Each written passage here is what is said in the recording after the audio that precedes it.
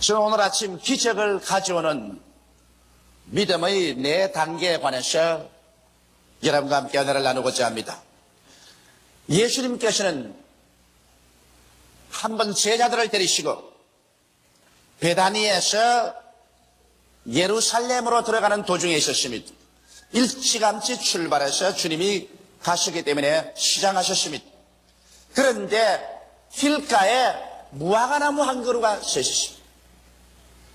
주님께서 그 무화과나무 밑에 제자들을 데리고 가셔서 무화과가 있는가 찾아보았습니다. 그러나 성경은 분명히 말하기를 그 때가 무화과의 때가 아니라고 말하셨습니다. 잎만 무성하고 무화과 열매는 없었습니다. 그러다 예수님께서 그 무화과나무를 보시고 엄숙하게 말씀하셨습니다. 지금으로부터 아무도 너에게서 영원히 열매를 따먹지 못하리라.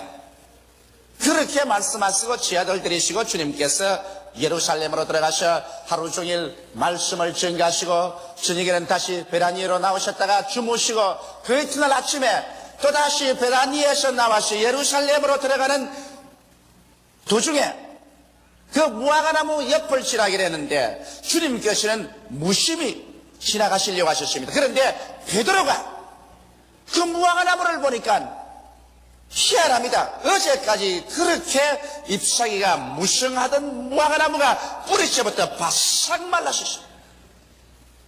베드로가 신기해서 견딜 수가 없었습니다. 주여, 주님께서 어제 저주하신 무화과가 말랐나이다. 예수님은 이 기회를 이용하셔서 실물 교육으로 믿음의 위대한 힘이 어떠한 것이며 모든 사람들이 어떻게 믿음을 활용할 수 있는가, 그 비결에 대한 교훈을 말씀하시기 시작하셨습니다. 그때 예수께서 말씀하시기를 하나님을 믿어라. 누구든지 산들을 명하여 저 바다에 던지라 말하고 그것이 이룰 줄 마음에 믿고 의심하지 아니하면 그대로 되리라. 무엇인지 너희가 기도하고 구한 것은 받은 줄로 믿어라. 그리하면 그대로 되리라. 너희가 서서 기도할 때 아무에게나 혐의가 있거든 용서하라. 그리하여 하늘에게 쓴 천부께서도 너희 허물을 용서하여 주시리라. 이렇게 말씀하시므로 우리가 위대한 기적을 가져오는 믿음의 생활을 하는 네 가지 단계를 소상하게 이곳에서 설명해 주셨습니다. 주님께서 우리에게 주신 이 설명의 제일 첫째가 하나님을 믿으라는 것입니다. 여러분, 이 세상에 두 가지 종류의 믿음이 있습니다. 그 먼저 종류는 인간의 지식과 경험을 믿는 보편적인 인간의 믿음인 것입니다. 우리 사람들이 이 세상에 믿음이 없이는 추워도 살 수가 없습니다. 우리가 이 세상에 과학적인 지식이라든지 경험적인 지식을 얻어서 확신하는 것은 그 다음부터 믿음으로 실천합니다. 이렇기 때문에 여러분, 우리는 약을 믿습니다. 약이라는 것은 제약회사에서 과학적으로 약을 만들어서 시험해보고 그것이 효과가 있다는 것을 증명을 했기 때문에 우리는 제약회사를 믿습니다. 일일이 약이 나올 때 우리 집에서 시험관을 가지고 와서 분석하고 증명하려고 하지 않습니다. 제약회사에서 좋다고 약을 지어 넣으면 우리는 약방에서 그것을 무조건 믿고서 그 약을 사 먹습니다. 의사들도 그렇습니다.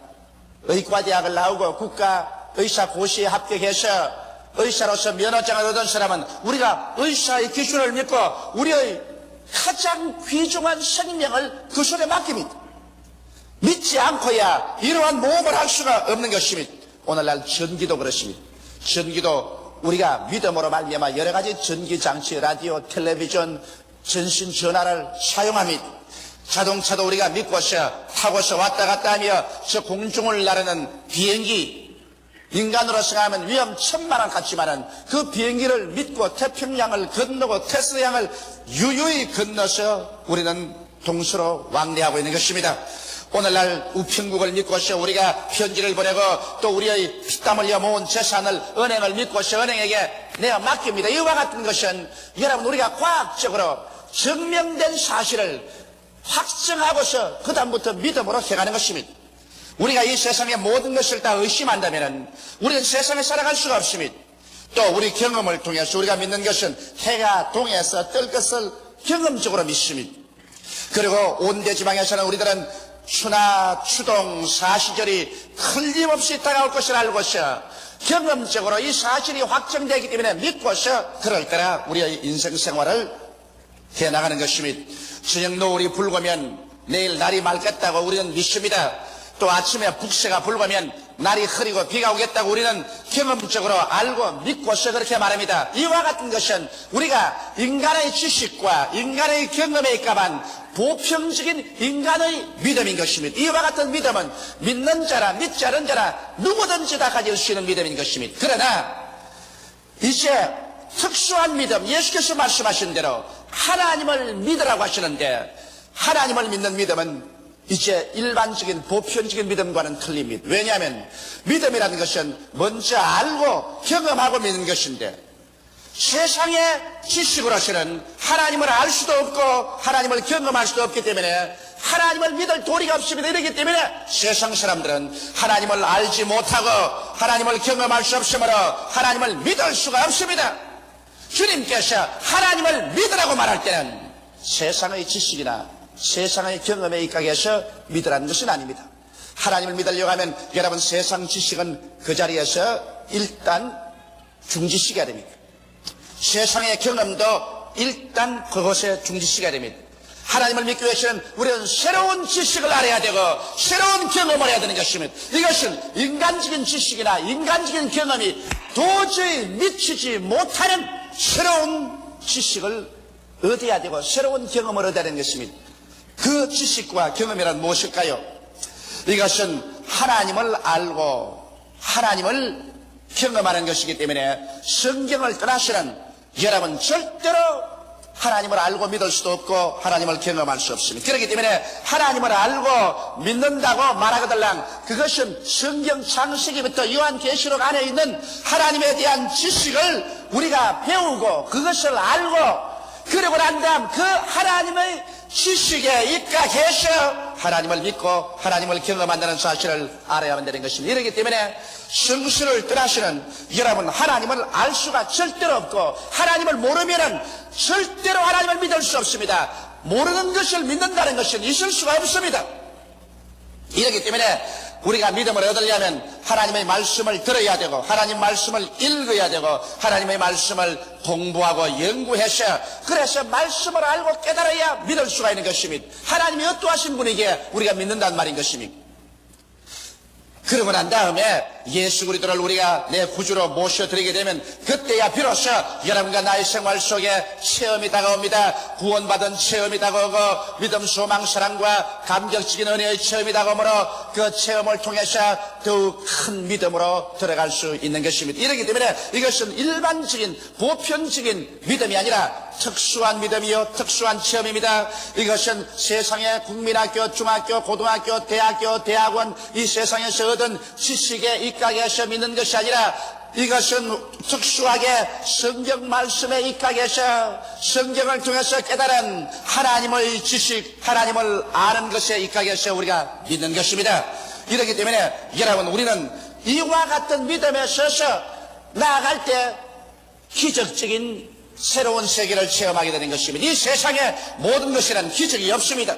이 세상에는 인간의 지식과 아는 것을 통해서 믿어 행하기 때문에 과학적이고 논리적이고 이성적인 것이지만은 우리가 하나님에 대한 믿음이라는 것은 성경을 통해서 하나님에 대한 지식을 알고 깨닫고 믿고 경험하기 때문에 하나님은 창조주이시므로 우리는 그 가운데서 놀라운 기적을 체험할 수가 있는 것입니다. 하나님의 뜻을 우리가 알아보면 여기에 놀라운 뜻들이 많습니다. 하나님은 예수를 보내셔서 우리를 구원하시기를 원하신다는 지식이 성경에 기록되기 때문에 우리는 구원을 믿을 수 있고 구원을 받을 수 있습니다. 우리는 성경을 통해 하나님께서 여러분과 나를 치료하기를 원하신다는 지식을 얻을 수가 있습니다. 예수께서 우리 연약한 것을 친히 담당하시고 병을 짊어지고 가셨다는 지식이 여기에 있기 때문에 그것을 알고 우리는 예수 이름으로 병 나을 것을 믿고 기도할 수 있는 것입니다. 우리는 성경을 통해 하나님께서 원수 마귀의 권세를 철폐하시고 무장을 해제하시고 마귀를 주님께서 멸하셨다는 것을 기록해 놓았기 때문에 마귀의 회방에서 우리를 건져줄 것을 우리가 믿고 하나님께 기도할 수 있습니다. 성경 말씀에 따라서 하나님께서는 여러분과 나의 저주와 모든 낭패와 실망을 예수께 담당시켰어요. 그리스도께서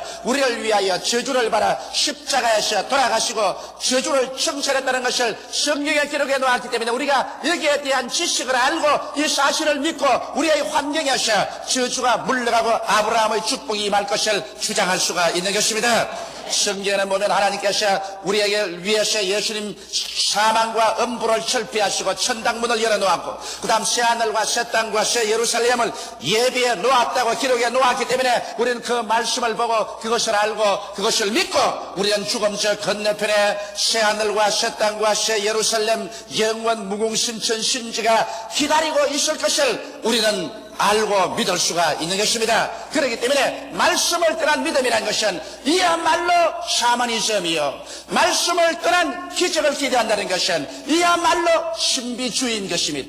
우리는 말씀에 서서 그래서 하나님을 알고 믿고서 나갈 때 이것은 하나님의 역사를 여러분과 나의 생애 속에 체험해서 주의 위대한 기적을 얻을 수 있습니다. 그렇기 때문에 예수님께서는 우리 보고 하나님을 믿으라 이렇게 말씀하신 것입니다. 둘째로 주님께서는 제 아들에게 말씀하시기를 이 산들을 들리어 바다에 던지우라 하며 그것이 이룰 줄 마음에 믿고 의심하지 아니하면 그대로 되리라고 말씀한 것입니다. 여기에서 우리 주님께서는 말의 위대한 능력에 관해서 말씀하고 있는 것입니다.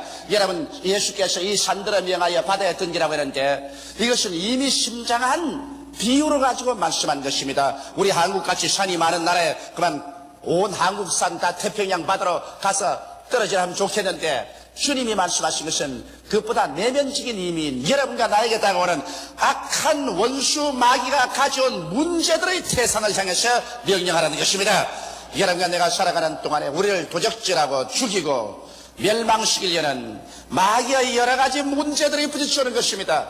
죄악의 문제, 질병의 문제, 사람과 사람 간의 알력과 분쟁의 문제, 사업과 생활의 낭패와 실망의 문제, 고통의 문제, 마귀가 가져오는 태산줄령과 같은 문제가 우리에게 부딪혀서 이것을 해결할 수 없고 건너갈 수 없는 이러한 곤경에 처하게 될 때 성경에는 이 산을 향하여 말씀의 위대한 능력을 사용하는 것입니다. 성경은 이 말씀을 어떻게 사용하겠습니까? 이 산들을 명하여 저 바다에 던지라고 말하라고 말하셨습니다.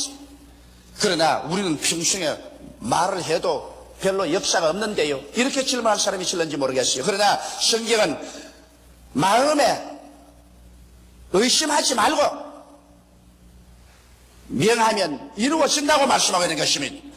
그런데 여러분, 믿고 의심하지 말아야 되는데 우리의 마음속에 그렇게 말하려고 해도 마음속에 의심이 생기고 불안한 이유는 어디 있을까요? 죄가 있을 때 확신을 잃어버리고 자신이 없습니다. 자신이 없을 때 여러분 믿음이 안 생깁니다.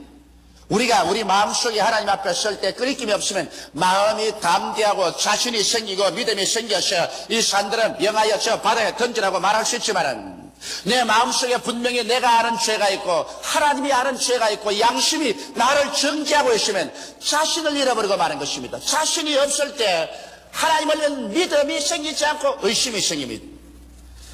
또 그뿐 아니라 내가 분명히 불순종의 생활을 하는데 내가 확신을 가지고서 이 산들을 명하여 저 바다에 던지라고 할 수 없습니다. 내가 주의를 거룩히 지키지 않는데, 내가 11조를 도적질하고 있는데, 내가 하나님의 말씀에 순종해서 이 세상에 살지 않고 있는데, 내가 필요하다고 해서 이 산들을 명하여 저 바다에 던지라고 한다고 해서 그것이 이루어지지 않습니다. 이러기 때문에 마음에 믿고 의심하지 않기 위해서는 죄악을 회개해야 되는 것입니다. 마음에 그리끼고 양심이 그리끼는 것을 회개하고 주님 앞에서 보혈로 씻어버려야 되고 불순종의 생활을 청산해서 하나님의 뜻에 세워놓은 삶을 살고 난 다음에는 그 다음 여러분 입을 열어서 여러분의 생활 가운데 언제나 창조적인 선언을 하라는 것입니다. 여러분의 말은 여러분이 생각하는 것보다 더 위대하게 여러분의 운명과 환경을 변화시키는 능력이 있습니다. 성경은 여러분과 나로 하여금 하나님의 형상과 모양대로 지어받았다고 말한 것입니다. 하나님께서는 말씀으로 천지를 지으셨습니다. 하나님은 말씀의 에너지를 통해서 모든 만유를 창조하셨습니다. 오늘날 여러분과 나는 하나님의 형상과 모양대로 지어받았을 뿐 아니라 오직 하나님의 형상과 모양으로 지음받은 사람이 행할 수 있는 창조적인 말을 발할 수가 있는 것입니다. 이 말을 통하여 여러분과 나의 인격뿐 아니라 우리의 환경과 운명이 지배되고 창조된 것입니다.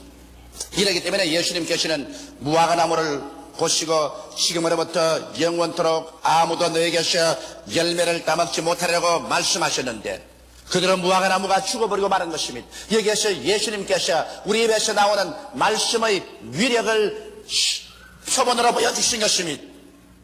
이래서 여러분과 나는 오늘날 우리 입에서 이와 같은 창조적인 말을 항상 사용함으로 믿음의 위력을 사용하자는 것입니다.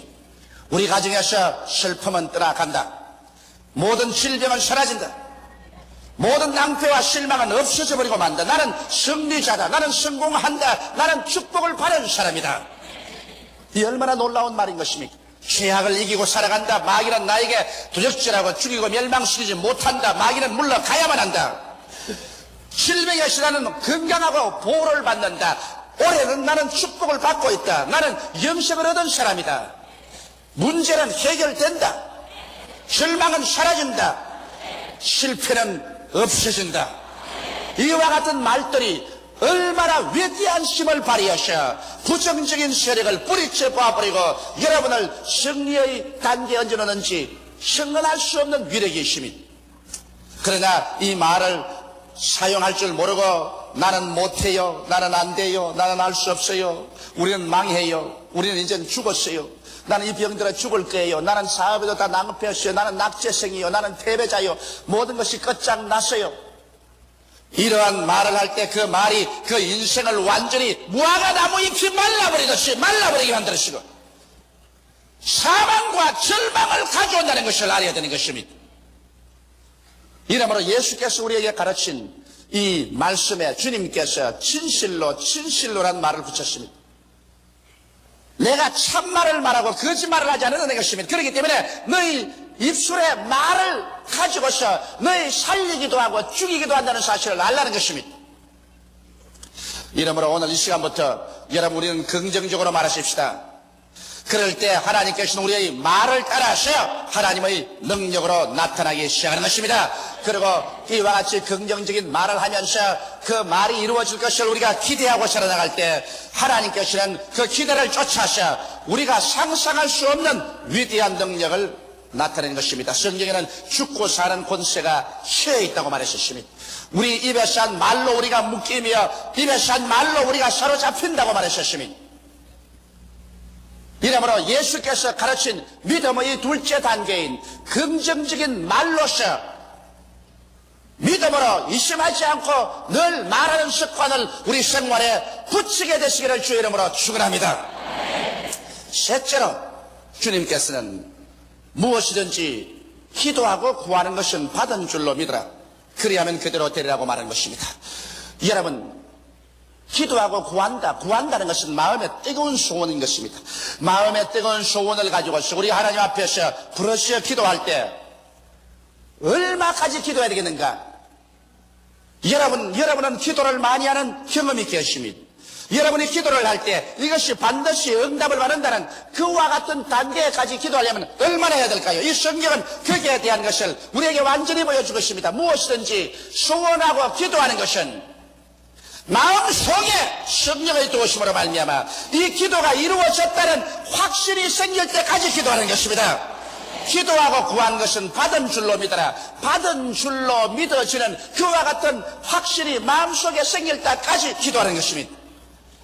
그래서 기도하고 난 다음 성령으로 말미암아 신기하게 마음의 평안이 우리의 심령을 점령하고 그러고 난 다음 갑자기 우리의 마음속에 눈에 아무 증거 안 보이고 귀에는 아무 소리 안 들리고 손에는 잡히는 없는데도 불구하고 기도가 응답받았다는 확실히 마음에 줄기차게 채워줍니다. 아마 이런 체험을 오늘 제 설교는 여러분들이 한두 번은 다 해보셨을 것입니다.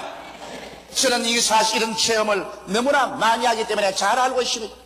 저는 금년도에 들어와서 하나님 앞에 엎드려 기도할 때 하나님이 금년도 우리 교회 2만 구역에 35만 성도에 도달하게 하여 주시옵소서. 입에서 기도가 나오자마자 즉시로 하나님의 성령께서 내 믿은 대로 될지어다고 말씀하십니다. 내 마음속에 이미 이루어진 모습이 확실히 보이는 것 같고 마음속에 꽉 들어차고 마음에 평안이 넘칩니다. 그러니까 더 기도할 수가 없어요. 이미 하나님께서 응답을 해주셨는데 내가 또 강구할 수가 없어서 이제는 감사밖에 없습니다. 하나님이 이루어주셨으니 감사합니다.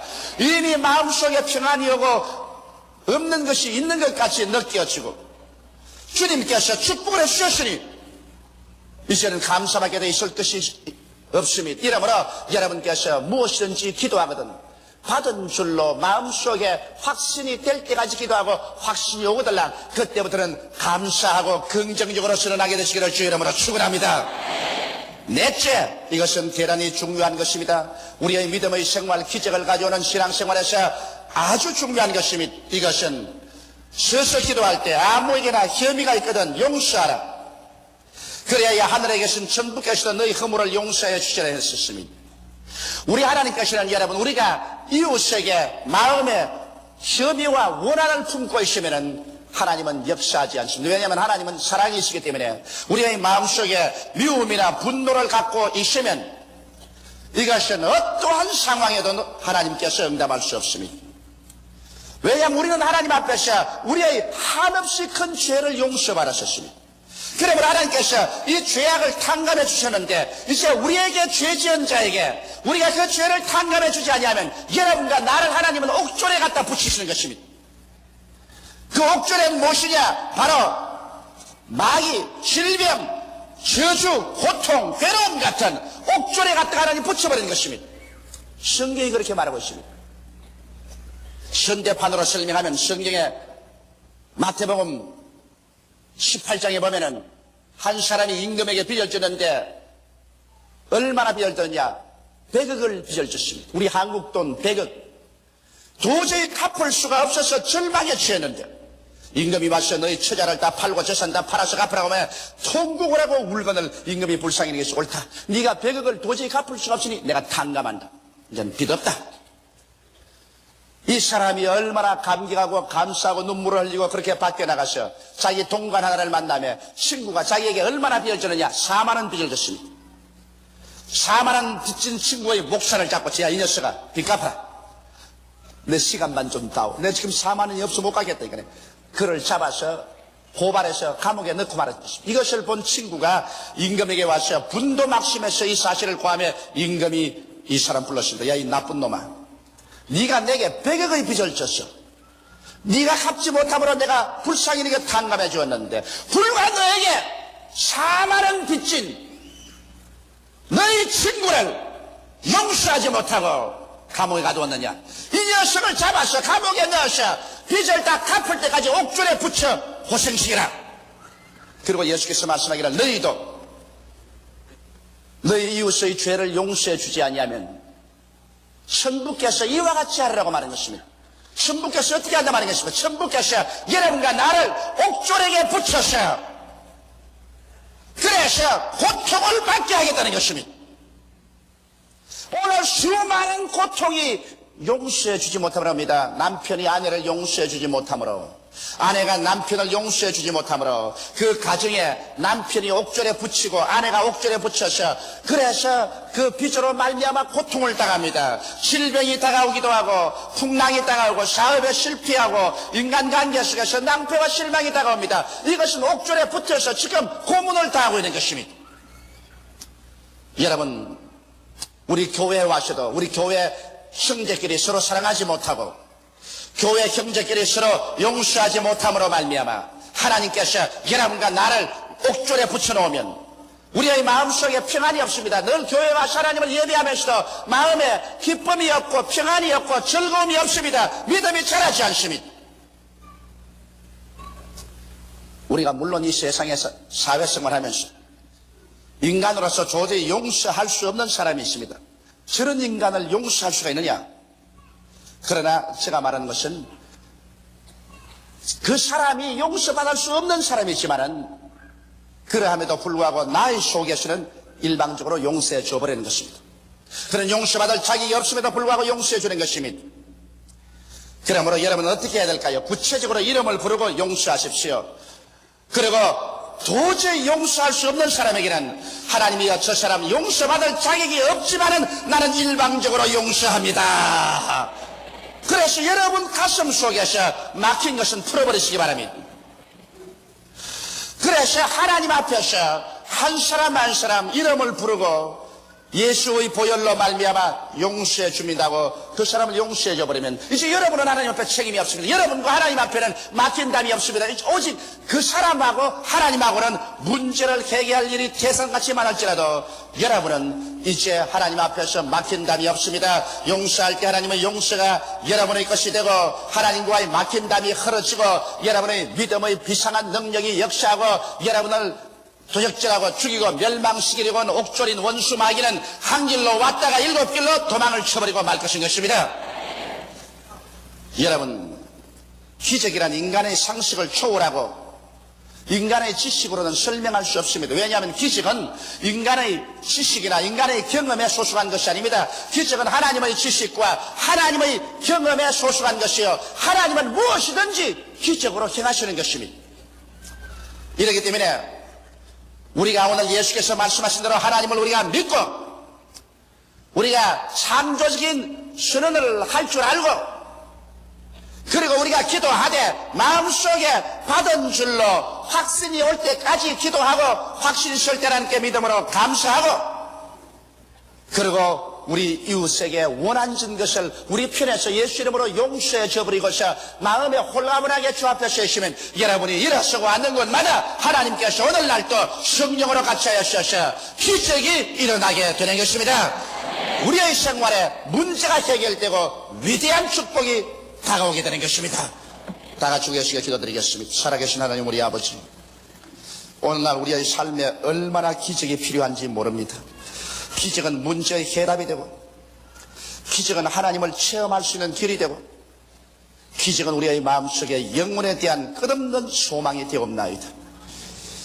아버지 하나님이시여, 그러나 하나님을 믿는 믿음이란 세상의 지식으로 하나님을 알 수 없으니 믿을 수도 없고 하나님을 체험할 수 없으니 믿을 수도 없습니다.